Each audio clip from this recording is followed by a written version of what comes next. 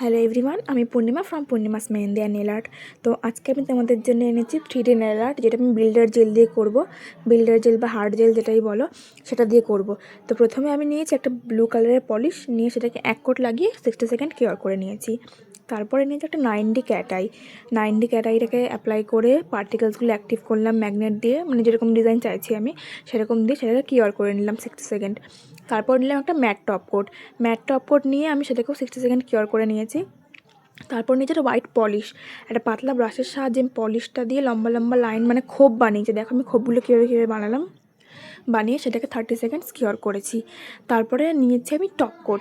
Top coat নিয়ে সব কটা ডট, মানে যেখানে লাইনগুলো যোগ হচ্ছে সেখানে ডট ডট ডট ডট দিয়ে গোল্ডেন বল হয় ছোটো ছোটো একদম, সেগুলো আমি অ্যাড করেছি, করে সেটাকে 30 সেকেন্ডস মতো কিওর করে নিয়েছি। তারপরে এবার আসবো বিল্ডার জেলে। ওই পাতলা ব্রাশ দিয়েই বিল্ডার জেলটা দেবো আমরা। তো দেখো আমি কীভাবে দিচ্ছি। প্রথমে লাইন করে মানে পুরো লাইনটা টেনে নেবো, বর্ডারটা করে নেব, করে তার মাঝখানে বিল্ডার জেলটা ফিল করব।